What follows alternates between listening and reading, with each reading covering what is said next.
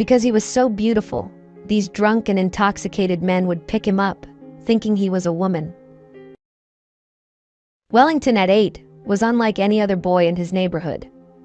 He had a beautiful face that seemed almost sculpted, a visage that turned heads wherever he went.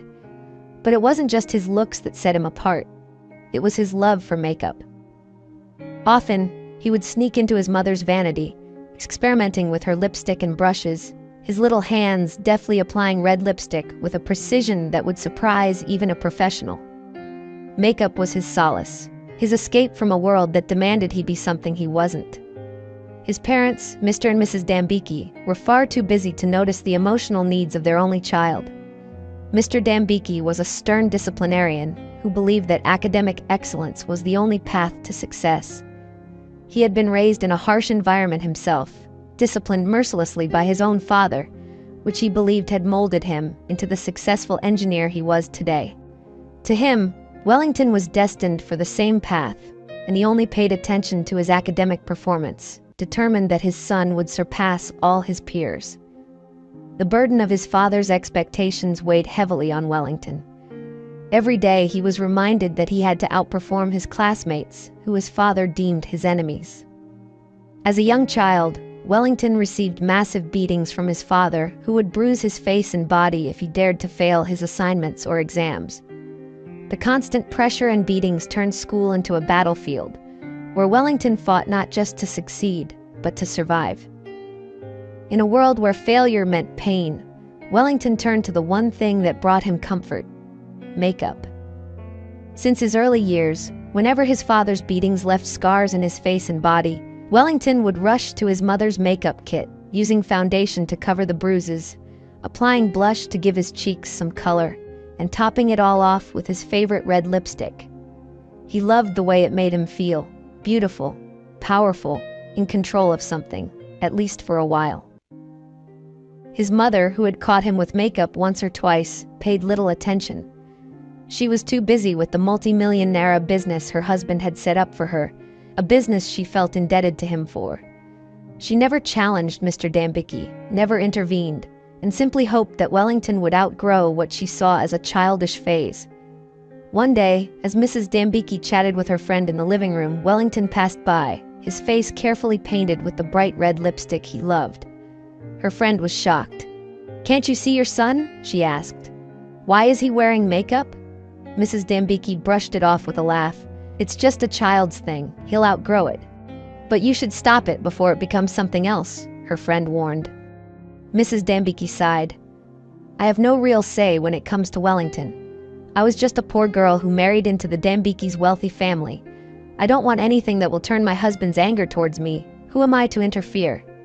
"He'll be fine," she assured, trying to change the topic to business. And so, Wellington continued to live his life in a quiet corner of his own. His father, Mr. Dambicki, cared only for his son's grades, and Wellington worked tirelessly to meet his father's standards, even though the fear of failure loomed large. The boy was not pampered despite the family's wealth. He did chores, ran errands, and always tried to do more to gain some semblance of approval. The only place he found refuge was in his makeup, which his father knew nothing about. But Wellington was being watched. Mr. Musa, a man who lived down the street, had been observing Wellington for a while. Mesmerized by his beautiful face, he would watch from his window as Wellington walked by on his daily errands, biding his time. One weekend, while Wellington's parents were home, Mr. Dambicki sent him on another errand. Along the road, Wellington lost the money he had been given. Panic set in, and he began to cry. Mr. Musa, who had been watching, saw his chance. He called Wellington over, offered him a glass of milk to calm him down, milk he had secretly drugged. Mr. Musa asked Wellington why he was crying, and Wellington narrated it all to Mr. Musa. How he was so scared to return back home because of how mercilessly his father would handle him for losing his money. Mr. Musa quickly comforted Wellington, promising to give him back the money he lost, but on one condition. As the drug began to work on Wellington, weakening his muscles, Mr. Musa's countenance changed, revealing his true intent. He took advantage of Wellington, bending him over and doing the unthinkable. What happened that day was too horrible for an 8-year-old to comprehend. When he was done, He handed Wellington the money as he had promised, telling him not to tell anyone of their little secret. Wellington returned home, sobbing in the dark, unable to speak to his parents, who were not his friends, but distant figures who imposed their rules and expectations. He cried himself to sleep, and that marked the first abuse Wellington had experienced in the course of his little life. The trauma of what happened that day compounded the pain already festering in his young heart. With no one to turn to, no one who would understand or even care, Wellington's behavior grew erratic.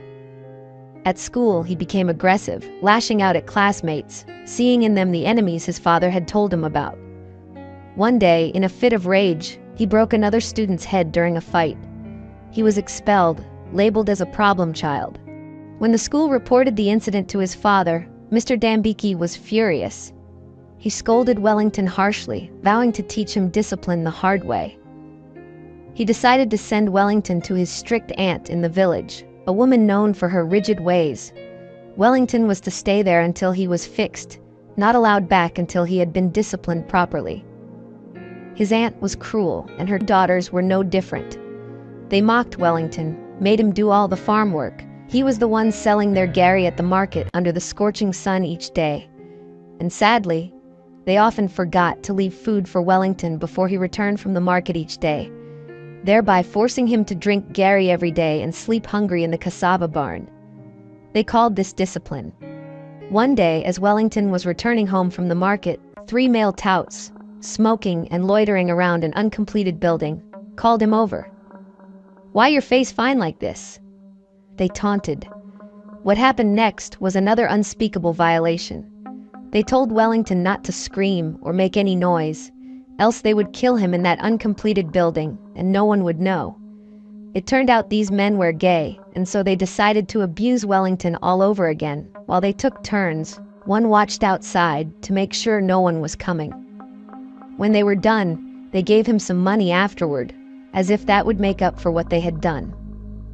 Tears streamed down Wellington's cheeks as he used the money to buy food, eating slowly, painfully, realizing it was the first time in years he had eaten so well. The pain and suffering became too much for Wellington. One day, he took the money he had saved from the touts and fled the village, hoping to return home and end his suffering. But when he arrived, his father was furious to see him back. "You're not supposed to be here," Mr. Dambiki shouted. 2 years, no less." So he told his son to return back to the village and not show his face in the house until he completed his time in the village with his aunt. His mother, helpless, watched in silent agony, knowing she could do nothing to interfere. Her fear of her husband's wrath kept her silent. But the next day Wellington pretended to be leaving back for the village, but instead he ran away, this time with nowhere to go. He began to sleep by the roadside, surviving on scraps. That was when Lady Ronk, a hairdresser who ran a small salon nearby, found him. She took pity on the young boy, offering him food and shelter. In return, Wellington worked at her salon sweeping, running errands, and eventually doing what he loved the most, makeup. But every night in Lady Ronki's house, Wellington noticed that Lady Ronki would always go out late at night while he slept, and return the next day with a lot of money. He wondered where she always went. Soon, Lady Ronki began to stare at Wellington, thinking to herself of how beautiful he looked, and how she could benefit from it. She decided to condition him to follow her to the brothel where she worked at night, so he could work for her there too. She would collect money from the big gay alhajis and offer Wellington to them, telling him to do well before she locked him in with the men. These men would abuse Wellington all over and over, devouring him from behind, while Lady Ronki took all the money, only paying Wellington back with food. Soon it became overbearing for Wellington. He felt used. He felt trapped. He had no good clothes to wear or anything. Knowing he was being used, he summoned the courage to begin taking money directly from the men, and this threw Lady Ronki into a state of anger. She cried out, lamenting over Wellington's betrayal after all she claimed to have done for him, and so she threw him out of her house, in the hope of cutting him off from the men she linked him up with. With nowhere to go, Wellington ended up in a brothel home. He begged the women there to let him stay with them, and they agreed so long as he would be bringing in money into the brothel for them.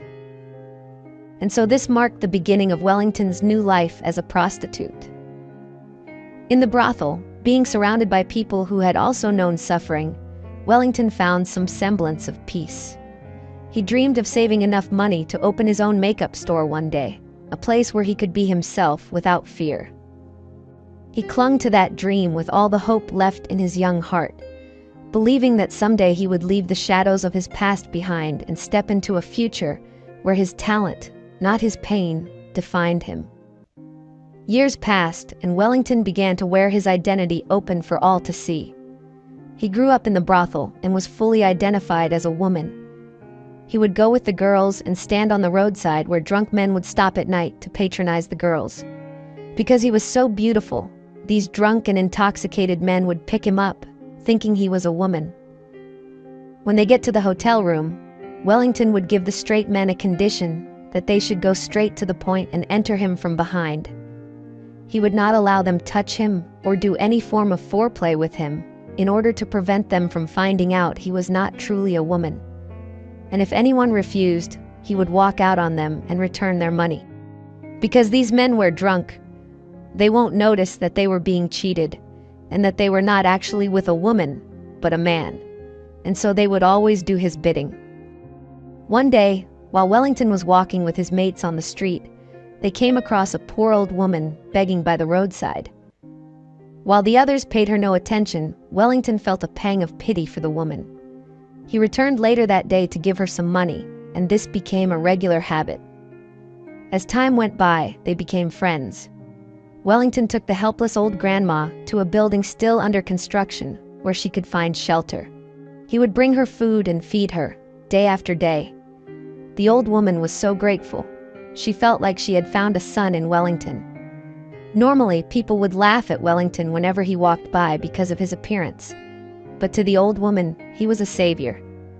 Though most people thought the worst of him and assumed he was useless, Wellington had a pure heart despite his suffering. Whenever he visited, the grandma would sit him down and read the Bible to him, preaching about God and the importance of constant fellowship with him, no matter how difficult life became. Her words touched Wellington deeply, breaking him down, for he had never been taught about God or experienced the love of God in his life. All Wellington had known was rejection. He struggled between the thought of giving his life to God or letting go of his only source of income. Soon, it was time for the grandma to leave and return to her village, where she planned to wait for death. She had suffered all her life and was now ready to go to God. She hugged Wellington tightly, begging him to do her just one favor, to give his life to God, no matter what. Wellington cried uncontrollably, knowing his only true friend was leaving for good. He made her a promise as he watched her leave, never to return again. Before she left, she placed a Bible on the floor for Wellington, challenging him to pick it up the day he decided to give his life to God. She told him the Bible would be waiting for him, and that she would die a happy woman if he did. With teary eyes, Wellington stared at the Bible on the floor. He found himself at crossroads, faced with a decision, to discover God or continue with his old ways. That day, as he returned home, Wellington could not stop thinking. All night, his mind was restless. Finally, he decided he would go back, pick up the Bible, and turn a new leaf. But just before he could act on this decision, he received a call from one of his brothel sisters, who later came home to tell him about a mega-millionaire Alhaji she had met. She explained that she had told the Alhaji she was coming with him, and they were to be his clients that night. Wellington told her he was done with that life and planned to leave the next day. However, she cajoled him into joining her for the night, promising him a huge payout and assuring him that he would never have to return to that life again. Reluctantly, Wellington agreed to go with her to meet the client for what he hoped would be the last time. As the girls rendered their services to the wealthy Alhaji, he was very pleased that night. When morning came, Wellington returned home with a large sum of money he had been paid, but his friend did not come back with him. Unknown to Wellington, she had stolen from the Alhaji and fled with his millions. When the Alhaji discovered the theft, he was furious. He decided to set a trap, calling for both the girl and Wellington to meet him by the roadside the next day at night. Wellington tried reaching out to his friend, whose number was no longer reachable, as the Alhaji had complained. Left with no choice, Wellington innocently decided to meet up with the Alhaji that night. But instead of the Alhaji, 4 hefty men approached him with forceful strides. Their leader immediately began accusing Wellington of stealing from their boss. Wellington tried to explain that he had no knowledge of any theft, but the leader ordered his men to beat him up. As they assaulted him, Wellington's secret was revealed. The men discovered he was wearing a fake foam bra and realized he was actually a man. The leader's anger intensified. Being gay was something despised and met with hostility in their society. The sun was setting, casting long shadows on the dusty streets where Wellington lay.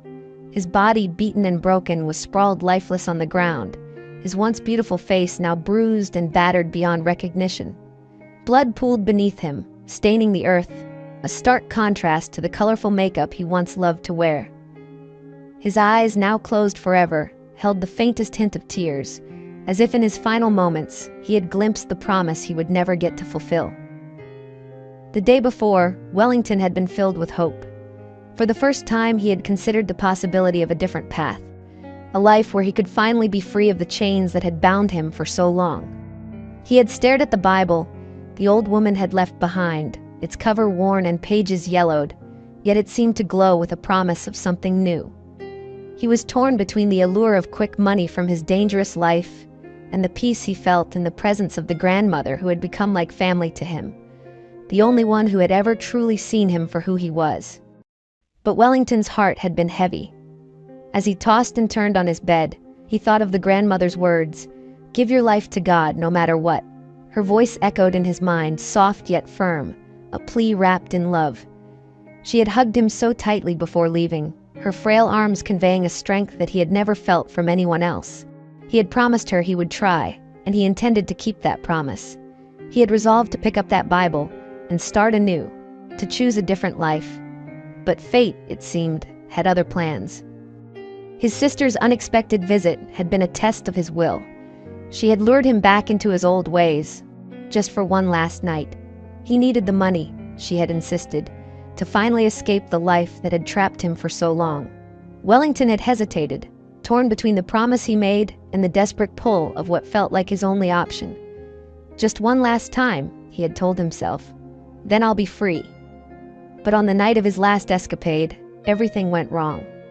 He was met not with mercy, but with brutality.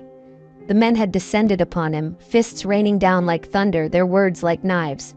They discovered his secret, and their anger turned into a blinding rage. To them, he was not just a thief, but a disgrace, an abomination. In their eyes, his very existence was an affront to their beliefs and values. Their fury was fueled by ignorance and hatred, and they beat him without restraint, without mercy. Wellington had cried out, trying to explain, trying to plead for his life, but his voice was lost in the blows that kept coming, in the darkness that swallowed him whole. He had planned to pick up the Bible that day. He had planned to start a new life, but life had not given him the chance. Wellington lay there, his body cold, under the dim glow of the streetlights. The world around him continued on, unaware that it had lost a boy with a pure heart. A boy who had been dealt the cruelest of hands, yet still found the strength to care for others, even when no one cared for him. His dreams, his hopes, his promise to the only friend he had ever known, all were silenced in that moment. At the hospital, Wellington's father lay on his sickbed, his face a mask of regret. His health had been failing for months, his strength sapped by a mysterious illness that no doctor could cure. As he lay there, he thought of his son, the boy he had cast away in his pursuit of perfection. His heart ached with a longing he had never known, a desire to hold Wellington, to tell him that he was sorry, that he wished he had been a better father. But now, it was too late. Wellington's mother sat at the hospital, her hands trembling as she thought about her mistakes. Tears stood in her eyes as she whispered, "We will find him. He will come back to us." But in her heart, she felt a deep, unspeakable dread. She had been complicit in her silence, in her failure to protect her child from the man she loved. And now, she too would have to live with the knowledge that they had both failed the one person they were supposed to love unconditionally. They did not know that their son was gone, that he would never return to them, never step through their door again. The Bible the old woman had left lay in the construction site, untouched, waiting for a boy who would never come back. A gust of wind blew through, rustling its pages, as if it too mourned the loss of a soul that had never been given the chance to live. In the village, the old woman sat by her window, looking out at the horizon, waiting for news of Wellington. She knew her time was short, but she clung to the hope that he would find his way to God. "God," she whispered, "take care of my boy." She did not know that he had already left this world, his life taken too soon, his dreams crushed under the weight of a world that had never understood him. There is an old saying, "A child is a seed. Nurture it with love, and it will bloom. Neglect it, and it will wither and die." Wellington was that seed, a beautiful soul who had the potential to blossom, to bring color to a world that so desperately needed it. But instead he was left to wither, his light snuffed out by those who should have protected and loved him. Wellington's story is a cautionary tale for every parent, every guardian, every person who has the power to shape a young life. It is a reminder that love and understanding are more powerful than any amount of discipline or strictness. A reminder that children are not meant to be molded into our own image, but rather to be loved for who they are, to be given the freedom to discover their own path. Wellington did not die because he was weak or because he was lost. He died because the world failed him. Because the people who should have loved him most, who should have nurtured his unique gifts, turned their backs when he needed them the most.